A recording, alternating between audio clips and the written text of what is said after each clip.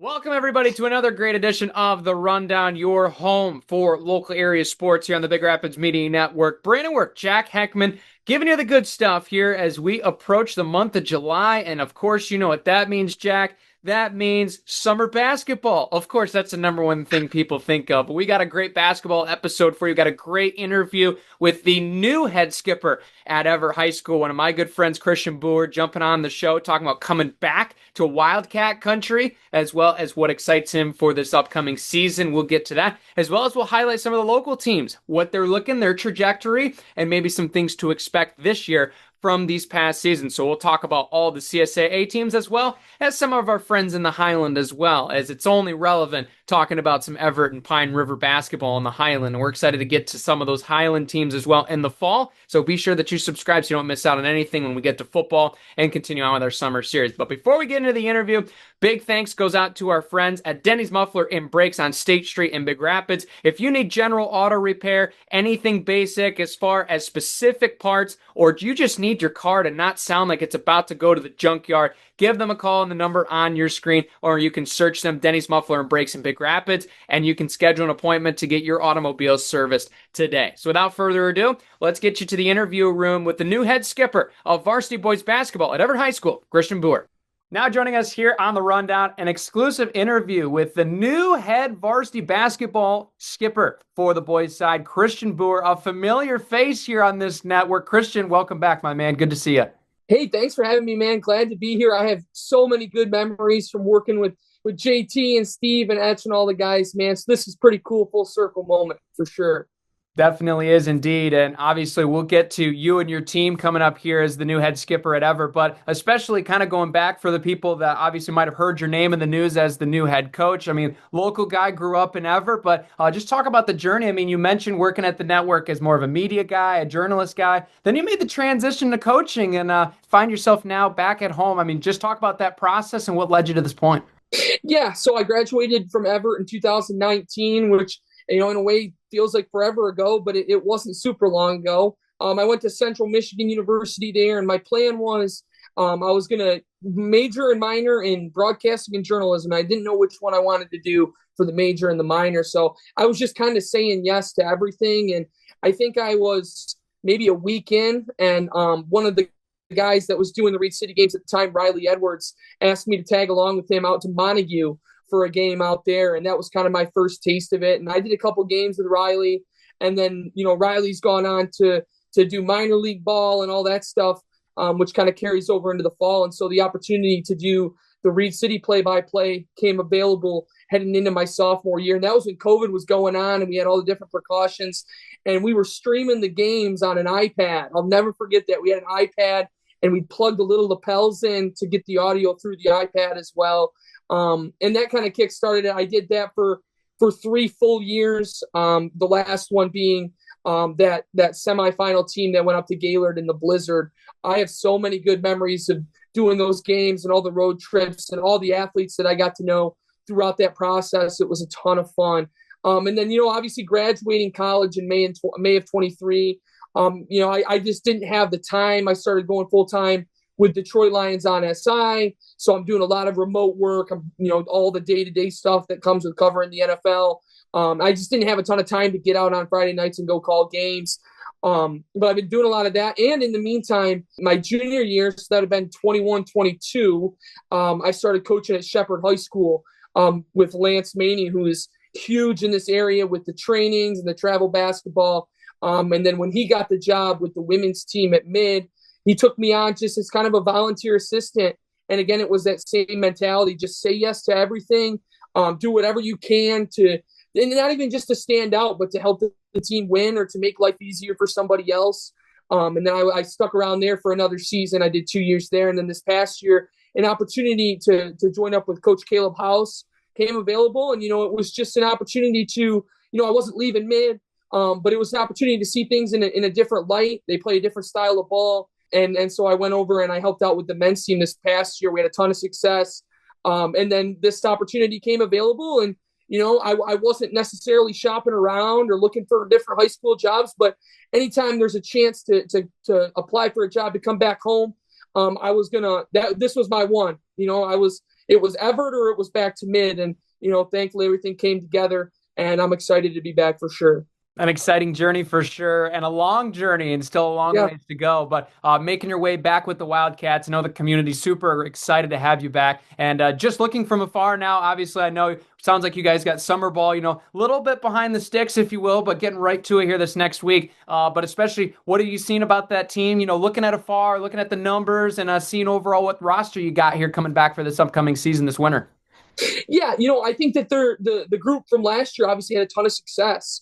They had a great record, 18-5, and they're losing a lot of that senior production. They've had some great athletes coming through with Noah Vanderlyn, Jacoby White, Lucas Johnson, Dryson Dershine. You hear these names all across the sports because everybody's a 2-3 sport athlete, which is really cool. And it's one of the things I love about it. But there's two big ones, obviously, just in watching games when I come back last year. Aiden Anderson and Jet Rady are the two that you read about and you see. But I think there's a lot of kids in the, rising sophomore, rising junior class that, when you graduate 5 guys like that, you're bringing in, 5, 6 new ones who have the opportunity to step up. And so you see all these kids who are going to be juniors, are going to be sophomores. There's a ton of opportunities here. And I'm so excited to get in the gym with these guys and kind of figure out who rises to the top, and just who develops and who owns their reps in the summer, man. There are so many opportunities for different kids to come in here and contribute. And I'm so excited to, number one, just get in the gym and get to know these guys and figure out what we're going to be from a talent perspective, from a character perspective, things like that. And really start to build a relationship with these guys. And then obviously get on the court, do the X's and O's stuff too. It's just super exciting for this new opportunity. 100%. And looking especially, you've learned along the way a lot of different coaches, right? A lot of different coaching trees, a lot of different styles of play at different levels. For a lot of those Everett community members, a lot of those Wildcat fans that are looking to see, hey, what is Christian Booher going to bring to this team? What would you tell them and why? So I would say, with working with Coach Lance and Coach House, the one big carryover was just how fast they played. And a lot of it was transition, 5 out, hit the ball ahead, and it wasn't necessarily 7 seconds or less basketball, but when you're playing with a 30-second shot clock, it feels that way. So I think one of the biggest adjustments for me coming in is figuring out an offensive style to where we can still play fast and get the most out of, because some of our advantages might come from just being simply, athletic. You watch the success in football, the success in baseball. We've got a lot of pretty good athletes here, and obviously we're going to use the summer to continue to improve in that aspect. But, trying to find a balance between playing fast, but also not, wasting possessions and taking bad shots. So, and so I think coming in, the biggest thing I would say is expect to take a lot of pride in the way we play defense. And it's not going to be an overnight thing, but I think that the way we play moving forward, I'm really excited to build that within our guys, just how much pride we're going to take in defense. I'm so excited.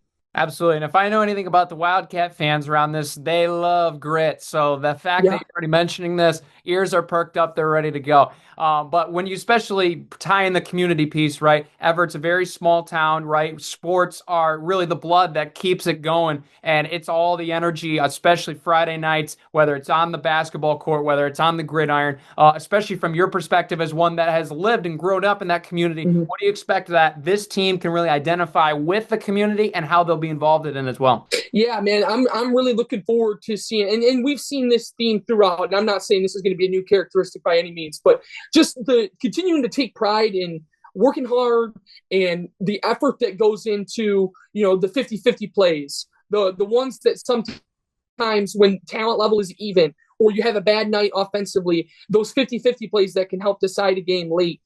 That's something I want to continue to build on. This is a community that takes a lot of pride in its sports teams. And I think you see that with, every Friday night, the football stadium is filled up. And, the snow coming game, the basketball gym is filled up.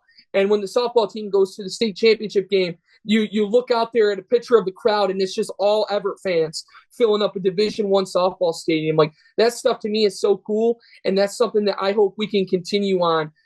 As we kind of had this sports, renaissance revival the last 10 years, 20 years. It's been awesome, man. And so a lot of that comes down to just the grit, the pride that we have as a community. And one thing that I'm going to introduce coming back is something that we did at mid called the hard hat. We would have like a chart where we'd stat the intangible plays, the extra effort plays, diving on the floor, taking a charge.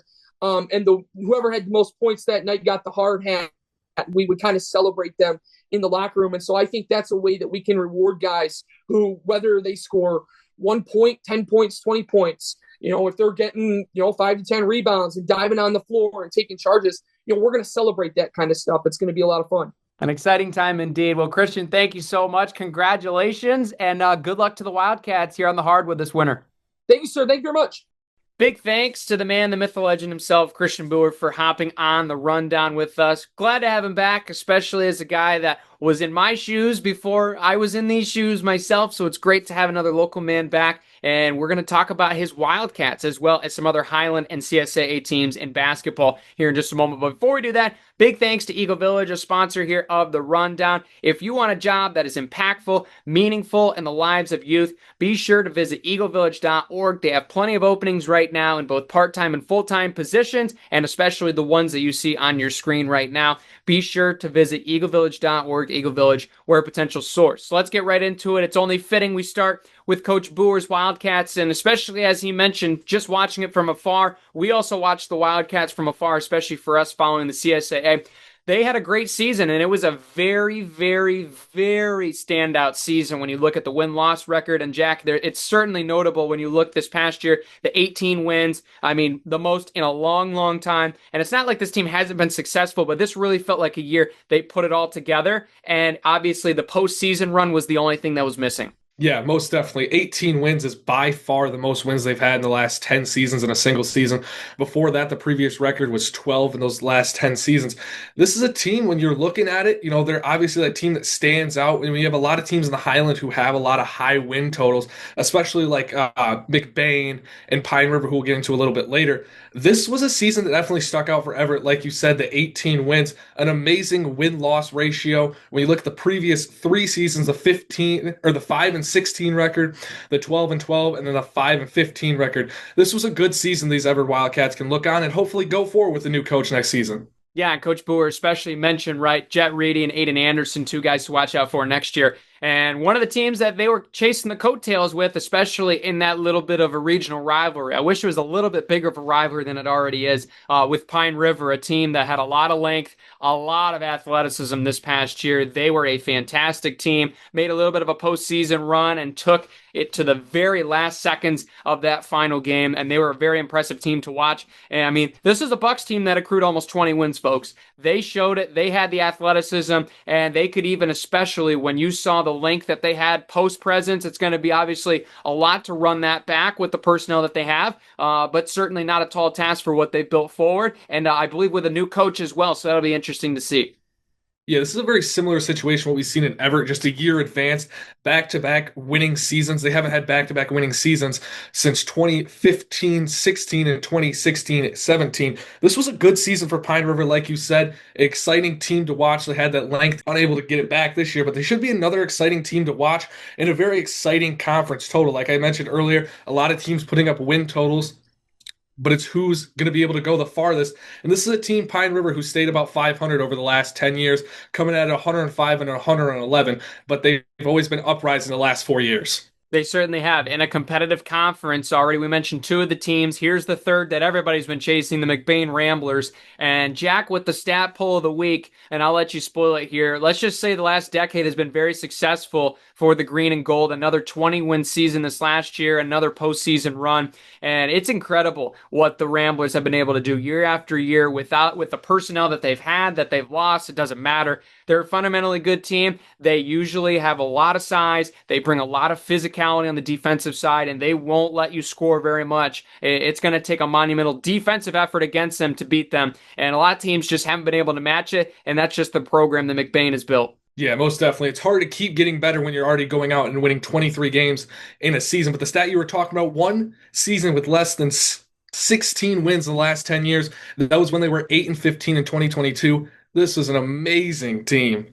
18-win season is a down year. let's just say it could be a lot worse for Rambler fans out there, and their hoops are definitely on the uprise. But taking a look now at our CSAA teams, many of these teams we saw already this past year covering the rundown with Coach Thomas, and especially we'll start right here in our hometown with Big Rapids, a team that had a successful year, right? Obviously 16 wins, very, very solid overall. A little bit of a short postseason run falling to the Pirates, but a team that had a lot of athleticism. You could see the potential was there. The execution and consistency were the issues with this team, and not necessarily saying they had a bad season, but what prohibited them from taking that next step. Obviously, Cole Heiss would be a key contributor last year, but the big question mark, who's going to fill down low for Ty Gilchak, as well as who's going to fill that athletic freak role that we saw from Gabe Jenga the last 3 seasons? Yeah, most definitely losing a lot of height down low.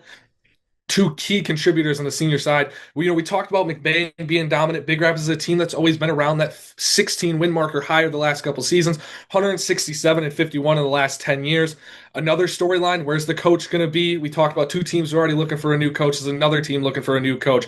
It's always tough to find and keep to that same scheme when you pick up a new coach. For sure. And we'll see, obviously, who they have in mind here as the job search continues for the Cardinals. We go up 131 to their rival, Reed City. Not the win-loss record year that obviously you can see, and the trajectory for this team. We had saw it built 4 years ago. They took a step 3 years, and then 2 years ago, as far as 2 seasons ago, was the breakout year, reaching that final against Ludington.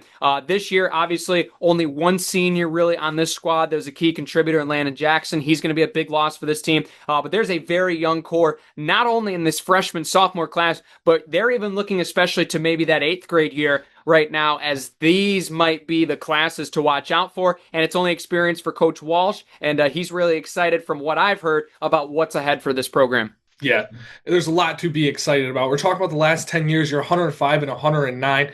Not great, but if you look at these last 4 seasons outside of this past season where they went 5 and 18, 14 wins, 19 wins, like you talked about, building those teams, but a complete 180 from 2024 to 2025, going from 19 wins all the way to 18 losses in the next year. Complete opposite in the record flip. This is a team that could be exciting, could not be exciting, but this is definitely maybe a gap year where you start to build that rebuild in the next coming years after this next coming season.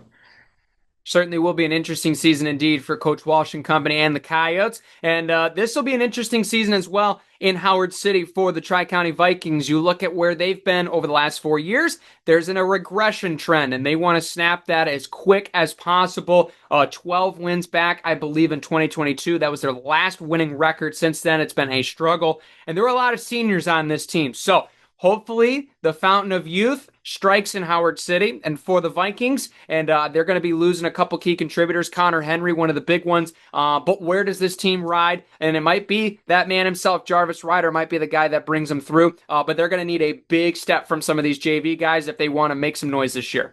Yeah, most definitely. I like the little play on words there with Ryder, but this is a team that's only had 2 winning seasons the last 10 years. And the storyline, when's the winning going to start? 6 and 17, 7 and 16, 8 and 15 the last 2 years, or last 3 years, I said. And then you mentioned that last winning season in 2022. This is a team that's definitely going to have to find something quick in a conference that may end up being easier to win. It's going to be interesting how Grant ends up playing next year. We'll get into them in a couple minutes. But this is definitely a Tri-County team that if the winning wants to start, they may be able to win a couple games and sit about 500 next year. Yeah, they love a fast pace of play, and if they can work on that defensive side of the basketball and they can make improvements there, they can almost double their win total immediately. And that's something we can talk about with Chippewa Hills, too. A very good team that proved to be better than their record. They only got 6 wins last year on official tallies, but man, they certainly had a lot of close games, and they played a lot of teams tough, and you saw especially some breakout seasons, especially you look at guys that are really like Jackson Arntz and Maverick Chapman. Those were guys that really showed out in some big games. It'll be the consistency for this group, and I think if they can really find that spark on offense here in this next upcoming offseason, this could be a very wheezy team that we can make argument for 500 and certainly keeping a lot of these top teams on their toes looking into next year. Yeah, most definitely. We're talking about a 500 team. This team hasn't seen a winning season in the last 10 years. Their last winning season was 2010, 2011. The last playoff win, 2022. Before that, 2014. This is a team that hasn't seen a whole lot of success in the last 10 to 13 years, let alone just the last 10. This is a team that, like you said, you can get to that 500 mark, but it's going to take a lot. Same thing with Tri-County. Those are two teams that are really going to have to dial in this offseason, get in the weight room, get the shots up, and go into that uh winter semester going and getting ready, going at it right away. You got to start hot for these two teams to get to 500. Absolutely. And a team that certainly struck the iron while it was hot. We knew this team had the personnel. We knew this team had the makeup to be a very good team, and they showed it. And really, Comstock Park pulled off the upset of the century, but it should not negate anything that Grant did this past season. The Tigers were phenomenal. You look at some of those fantastic players. Sincere Hatch, certainly one that is circled on a lot of roster charts still. They still got a couple guys, right? Obviously, DeLong being one of them that could be a key returner for this group next year, but especially the coaching staff putting that roster together. They knew, the Tigers fan base that is, knew this team was going to be good, and they showed it, and they dominated the conference, and they went toe-to-toe with the Cardinals to clinch that outright championship and that 3 overtime thriller. And boy, they certainly were a great team this year. It's a shame they didn't go far in the playoffs. Yeah, most definitely. Thrilling regular season end to a thrilling season. 20-3. You've had four straight winning seasons just looking at the last 4 years. In the last 10 years, you're 134-87. But the storyline is repeating. How do you repeat with this Grant Tigers roster? How are you going to do it now that you have a target on your back? That's the biggest thing this Grant Tigers team has to solve this offseason. A lot of offense to fill the shoes of, indeed. And for the rival on M37, the Newaygo Lions, a little bit of a down year, under 500 for the first time in 2 seasons. They've always been a team that's been very scrappy, has had a lot of talent. And Russell Toth, Hunter Yurcevich, certainly two guys that were standouts this year. And we'll see, especially maybe the development, right? You look at the Miedema's and especially how it would be really impactful they can be to that offense. But I think overall, Newaygo's going to see that upturn in athleticism from this past year. How can they take this season's success and push it over to next season's? But I think the crucial thing is, can they be able to win on the road? That's been something that they have struggled with here in recent memory. Can they improve on that? If they do, they're going to be a much different team next year. Yeah, most definitely. You talked about those two winning seasons. The last 3 years, you've had two winning seasons, both back to back in the 23-24 season. But this last year was a down year, 9-14. Like you said, how do you win on the road? That's a thing that a lot of teams look at and a lot of teams are able to solve. But how is this Newaygo team going to be able to solve that? And how do you get back to the winning program and that winning culture you had over the last couple of years? We'll certainly see, indeed. As we look over now into the formerly known the silver, the white division of the CSAA, and those teams, obviously White Cloud was one after this last year. We were like, okay, that was a really good team. How big were the shoes to fill? And the answer was very big, especially looking at some of those key contributors from last year. A very young team. There's a lot of experience on that team, but they weren't necessarily coming from that direct experience and playing time from last year. As you had guys that were freshmen like Kevin Strait that were really the guys that had to step up in their first varsity season as freshmen. So Coach Jones and company, obviously near 500 year, and what was a very tough CSA White conference overall this year. A lot of hits and misses as far as 50-50 splits on the season if they play twice. But this is a White Cloud team that has shown that really nice progression the 3 years prior. You can see that. So hopefully that's the same case for the Indians, and even the ceiling being a little bit higher here over the next 3 years. Yeah, most definitely. Very gritty conference last year. Probably going to be another very gritty conference. But how do you get back to 2024? That was a team that won 17 games. You sat at 11 wins at a losing season last year. But how do you get back to 2024? That was an amazing season. You go back, you watch the film on what happened in 2024. You start to answer some questions, and hopefully this White Cloud team is able to get back to a winning record and maybe even 15 to 17 wins. This team, this roster might have the talent to do it, but how do you put it together to get to 17 wins? Absolutely. And filling Jaden Robinson's role is certainly a tough task, as is. We'll see how they try to fill that. For the Lakeview Wildcats, this is a team that I think, especially many of the fans will say this themselves, how do we change the narrative is the biggest portion, right? This is a team that has struggled the last 4 years, notably, and even beyond that over the last decade. And they were obviously a really good team almost about a decade ago plus, where they were really tearing up the CSAA when it was a combo and a little bit smaller size. But since then, they've really been struggling in the last 4 years. I believe only at a total of 16 wins. That's got to be something they got to correct moving forward, some way, shape, or form. Yeah, most definitely. In the last 210 games, which would be the last 10 years, this team's only won 69 games. You're 69 and 141. Obviously, like you said, the narrative's got to change. You played in a much smaller conference. It was an easier conference to win on paper. But how is this team going to play in a gritty conference? And what's next for this team that went 1-7 in conference last year? You got to flip the narrative now, and you want to get back to or get to a winning culture in Lakeview. 100%. And you could see they had talent on the floor. Polishing that and taking it to the next level will be something to watch this year. For Morley Stanwood, this was a team that really stood out early parts of the season and really came alive at the right time. As you look at what Coach Cummings did, and especially with that personnel, they did a fantastic job this year. While they might not have been above 500, they were a team that we were talking about each and every week that, hey, if they put it together on game night, they can be a team that can make a big upset. They were that kind of a big game feel of a team. So that'll be very interesting to look at next year. And especially you look at where the CSAA, there's quite a few teams in the white division that had some experience that are going to lose it. And let's see if Morley Stanwood is that team to see if they can bring a young core that has been talked about a little bit and see if they can raise the stakes and try to run this conference. Yeah, most definitely. You're saying running the conference. This is a team that has the potential to dominate a conference. You look at the graph of their last couple seasons, it's going on a downwards. It's going on a check right now, a reverse check. There's had a good season last year, but that 2024 year, really bad, but you've built on it. The last year, you one game under 500, but those days of 2017 to 2020, those were dominant Morley Stanwood years. And how do you get back to that? This is a team that if you're going to do it, these are the years. You got this year and next year are your two chances to get back to a 18-win season, and I think this Morley Stanwood team has the potential to get somewhere between 16 and 20 wins this next season.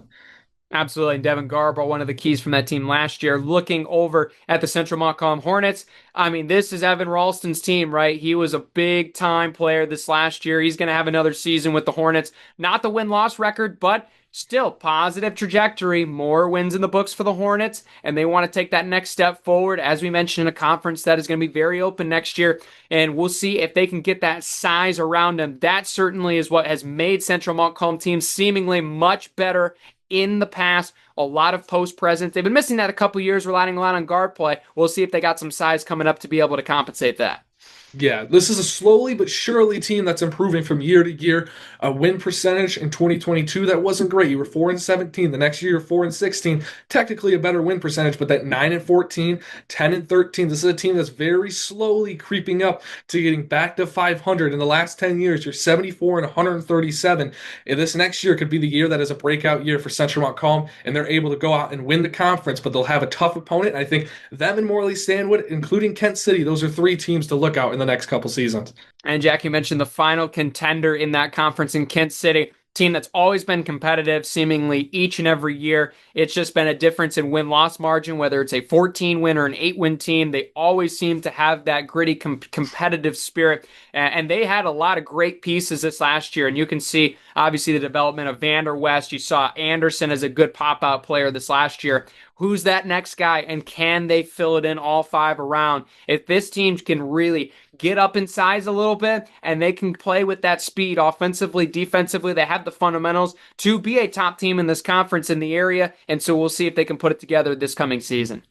Yeah, most definitely. Same situation as Grant, both conference winners, and that's the biggest thing. You now have a target on your back. How do you repeat and go back to back? It's the question with every team all across all levels of sports.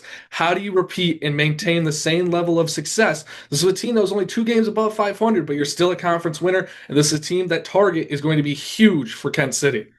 Absolutely. And that will conclude our local basketball recap. We wish these teams the best of luck in summer ball. And of course, health being the big priority. These kids are putting in a lot of work for the next upcoming season and other sports, including hoops, and we can't wait to get you there. But we got football, obviously, beforehand. We got a great summer series continue on. Be sure that you subscribe if you're watching with us on YouTube. If you're listening on WBRN, hey, stay with us too. You can find the whole episode playbacks of these episodes on WBRN.com under the podcast tab. You can get myself and Jack wherever you go on the go and listen to the rundown each and every week. That's going to conclude. Jack, any last thoughts? No, it should be an exciting winter, though. It is going to be an exciting winter. It's going to be an exciting fall, and we'll touch on football and those previews as we get closer to the season. But, man, it's going to be very exciting here in the local sports slate, and we can't wait to have you along for the ride. Big thanks to you. Big thanks to Bezos Digital, as well as Eagle Village and Denny's Muffler and Brakes for their support of the rundown. We'll see you next week, everybody, right here on Big Rapids Daily News and News Radio, WBRN.